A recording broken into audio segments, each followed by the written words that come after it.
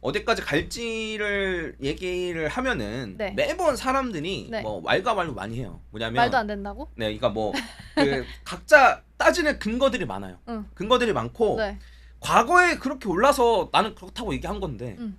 말도 안 된다라고 하는 경우가 많아요. 네. 네, 해서 테슬라도 그렇게 갈 때나 떨어질 때나 네. 저도 항상 시청자들이랑 싸웠었고 비트코인도 네, 항상 저도 시청자들이랑 싸우거든요. 네. 그래서 한번 여러분 제가 갖고 온 근거들 한번 찬찬히 한번 봐보고 네. 그다음에 얘기하도록 하겠습니다. 자, 일단은 저는 엘리엇 파동 위주로 먼저 봐요. 네. 엘리엇 파동 위주로 보는데 엘리엇 파동이 그냥 쉽게 생각하면 1, 2, 3, 4, 5로 올라가요. 네. 네. 그런 다음에 이 다음에 보면 얘를 1, 2, 3, 4, 5까지 올라가는 거 기준으로 다시 1, 2가 돼요. 이게 프랙탈 구조라고 합니다. 네. 근데 이제 뭐 요거까지 자세히 설명하면 너무 기니까 해서 1, 2 요번에도 마찬가지 이게 2017년인데 1, 2, 3, 4, 5로 올라가요. 네. 그 다음에 요게 아까 전에 했던 1, 2, 3, 4, 5거든요. 네. 요번에 불장은 1, 2, 3, 4, 5로 이렇게 올라갔어요. 네. 그러면 다음번에 생각할 때는 요거를 고점으로 2021년, 2022년 요때를 고점으로 네. 또다시 1, 2, 3, 4, 5가 진행되는 게 아닐까라고 생각을 해볼 수 있는 거죠. 그쵸? 그래서 요번에는 이를 똑같이 1, 2, 3, 4, 5로 올라간다라고 생각하면 네. 저는 피보나치 비율을 같이 쓰는데 네. 361.8까지 일반적으로 올라가거든요. 네. 근데 이제 이러면 24만 달러. 아까 네. 말씀해 주셨던 그 범위네요. 네, 그리고 261.8만 살짝 깰 수도 있는데 요건 네. 한 18만 달러. 그래서 엘리엇 파동으로 봤을 때는 요 정도 올라갈 수 있지 않을까라고 생각을 한 거예요. 네. 그래서 저는 사실 가능성이 매우 높다라고 생각하고 있어요. 네, 근데 이제 추가적인 자료들 제가 조금 더 보여드리면, 네. 자, 이거는 로그 차트로 본 거예요. 비트코인 아까 전에 똑같은 건데 로그 차트로 본 거예요. 선형 차트, 로그 차트의 차이점은 네. 선형 차트는 한 칸이 100원이면 똑같이 100원이에요. 한 칸당 100원이면 100원. 근데 1000원일 때 100원이 올라간 것과 100원일 때 100원이 올라간 건 퍼센테이지가 차이 크잖아요. 그쵸. 네. 그래서 똑같은 퍼센테이지를 한 칸으로 한 게 로그 차트예요. 네, 그래서 이제 이건 로그 차트인데 네. 보면은 여기에 있었던 요 고점 있죠. 네. 여기 있었던 요 고점에서 여기까지 올라갔을 때 잠깐만 제가 펜으로 한번 해볼게요. 네. 자, 여기서 여기까지 올라갔을 때는 엘리엇 파동을 2번 겪었어요. 2번. 음. 그리고 여기서 여기까지 갔을 때도 엘리엇 파동을 2번 겪었어요. 네. 그다음에 여기서 여기까지 갔을 때는 엘리엇 파동을 한 번 겪었어요. 아까 방금 전 우리가 본 거예요. 네. 네. 그래서 요번에는 엘리엇 파동을 한 번만 겪지 않겠느냐가 일단 생각인 거예요. 그러니까 2번 겪을 수도 있어요. 그쵸. 근데 저는 보수적으로 생각하자 이거예요. 근데 보수적으로 생각해도 한 24만 달러 정도를 이제 생각을 해볼 수가 있고, 네. 그다음에 이제 추가적으로 네. 이게 요거는 제가 이제 요때 당시에 그 작년 9월에 그려놓은 거예요. 그래서 이렇게 되지 않겠어요라고 제가 그려놓은 건데 네. 실제로는 지금 거의 비슷하게 가고 비슷하네요. 있어요. 근데 오. 이거 제가 그냥 아무 생각 없이 그려놓은 게 아니고 뭐랑 비교한 거냐면 네. 이게 금 가격이에요. 아. 금 가격이고 요게 금 현물 ETF가 승인이 됐을 때예요. 이때를 기준으로 여기 0, 1 맞추고 네. 그다음에 나머지 비율 맞춰서 그냥 똑같이 그린 거예요. 어. 이렇게 그렸다 치면 얘가 네. 17만 달러, 18만 달러가 여기 있습니다. 음. 그래서 금이랑 비슷하게만 움직여도 네. 왜냐면 금이랑은 사이클이 다르죠. 금은 천천히 움직이고 비트코인 빨리빨리 움직이는데 여기 그 전에 있었던 고점 그다음에 네. 사이클 이런 걸 비교했을 때는 이런 것만 봐도 16만 달러, 뭐 17만 달러, 18만 달러까지는 충분히 갈 수 있다. 뭐 이런 얘기고 그다음에 추가적으로는 이번에는 이렇게 말하는 사람도 있어요. 가면 갈수록 변동성 좀 줄어들지 않냐? 왜요? 비트코인.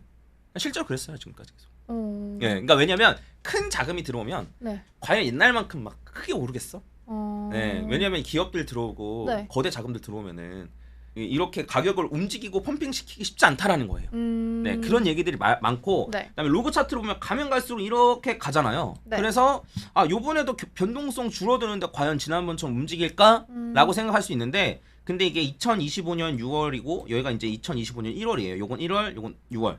요때인데 그럼 제 생각은 여기까지 올라갔지 않을까라고 생각을 하는 거예요. 그럼 25년 1월이네요. 네네네. 여기까지 올라갈 수 있지 않을까라고 생각을 하는데 이게 18만 달러예요. 어. 그러니까 그냥 변동성 없다라는 사람들은 그냥 차트 모양만 보고 안 올라가겠지라고 싶은 건데 로그 차트나 이런 거인 걸 다 감안하면 결과적으로는 18만 달러, 16만 달러 이상은 충분히 올라갈 수 있고 많이 올라가면 24만 달러까지도 충분히 올라갈 수 있는데도 네, 아니라고 생각하는 사람들은 뭐 어쩔 수 없죠. 네. 네, 그래서 이렇게 좀 파악하시면 될 것 같고 네. 그래서 저는 사실 가격을 유추하는 방법은 저는 되게 심플하게 유추해요. 과거에 이랬으니까 미래에도 이럴 것이다. 네, 그러면 사실 만약에 과거엔 이랬지만 미래에는 이렇지 않을 거다라고 주장하는 사람이 있을 수 있잖아요. 그쵸. 그 사람이 저를 설득해야 된다고 생각해요. 네, 맞잖아요, 사실. 그쵸. 아니라고 하는 거면. 그러니까 요번엔 다르다라고 하면 그걸 저를 설득해야지. 제가 요번에도 그대로 갑니다를 설득할 필요는 없다라는 거죠. 네, 해서 아니라고 생각하시는 분들은 저를 설득해 주시고 네. 네. 해서 이렇게 따지면 아까 전에 네. 이제 이렇게 1, 2, 3, 4, 5로 올라가면 이렇게 된다고 했잖아요. 네. 이걸 로그 차트로 그대로 하면 아까 전에 이제 말씀드렸던 대로 24만 달러, 25만 달러는 최고점으로 보는 거고 네. 그다음에 최소 16만 달러는 넘지 않겠느냐. 이걸 이제 어쨌든 저는 생각을 하고 있는 겁니다. 그래서 요번 불장의 끝에는 요 정도의 조정이 요 정도의 상승이 있을 가능성이 높고 지금 24만 달러인데 지금 이제 가격이 뭐 한 5만 달러가 되네 마네 막 이러고 있잖아요. 그쵸. 그래서 5만 달러라고 치면 최소 5배. 최소 그죠. 5배는 최소 3배. 최소 3배. 네. 어. 그다음에 최대한 5배 정도까지는 충분히 올라갈 수 있다. 지금 지금 사고 아무것도 안 해도. 가만히만 가지고 있어도. 네. 네. 이렇게 저는 생각하고 있거든요. 그래서 지금부터 사도 되냐고 저한테 막 계속 물어봐요. 그죠. 궁금하죠. 네. 그러니까 제가 사라고 할 땐 안 사고. 제가 사라고 할 땐 안 네. 사고 지금이라도 사면 되나요? 사도 됩니다. 네. 네. 어차피 뭐 크게 네, 오른다고 네, 네. 생각하면. 그러니까 지금이라도 사도 되나요? 더 이렇게 올랐는데 사도 되나요? 사도 됩니다. 그러니까 저는 말할 수 있는 거죠. 왜냐? 이게 현물 ETF가 승인이 올해는 거의 무조건 될 거라 생각을 했고 현물 ETF가 승인이 되면 어쨌든 장기적으로 올라갈 수밖에 호재니까. 없는데 그런 걸 생각을 하면 과거에 올라갔던 패턴 이런 걸 생각하면 지금 사도 문제 없는데? 라고 생각을 하는 거죠. 근데 요렇게 올라갈 거는 저는 거의 확실하게 믿고 있는데 네. 그 전에 큰 조정이 올 수도 있어요. 그래서 그것까지 고려해서 매매 전략을 짜면 좋다라는 겁니다. 근데 만약에 크게 조정이 오면 그게 진짜 더 기회일 수도 있겠네요. 근데 아니. 저희가 스스로의 능력을 객관적으로 볼 필요가 있어요.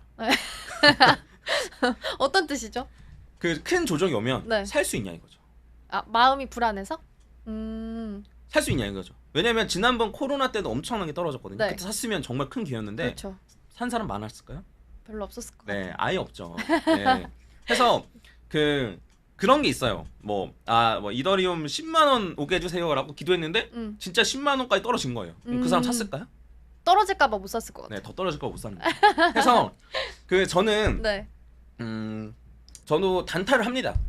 단타를 해요. 단타를 네. 하고 그 해외 거래소에서 이제 카피 트레이딩 요 기준으로 한 1년 넘게 지금 1위 아시아 구역 랭킹 1위 지금 하고 있는데 네. 그러니까 저는 단타 잘 합니다. 잘 하는데 네. 제 자산의 대부분을 이런 식의 장투에 넣어놓고 있어요. 그래서 뭐 모르겠습니다. 제가 이렇게 얘기하면 뭐 싫어할 수도 있긴 한데 네. 그 한번 곰곰이 생각해볼 필요가 있는 거예요. 우리가. 그러니까 이제 사실 결과적으로 돈을 버는 게 목표 아닙니까? 그래서 돈을 버는 게 목표인데 단타로 돈 벌 수 있었으면 저도 계속 단타했죠. 근데 막 그 초반에 100만 원에서 1000만 원 만들고 1000만 원에서 1억은 만들 수 있겠지만 네. 단타를 쳐서 1억에서 2억, 4억 이렇게는 못 만들더라 이거예요. 네, 뭐 여러 가지가 있는지. 그러니까 한계가 있다는 거예요. 네네네.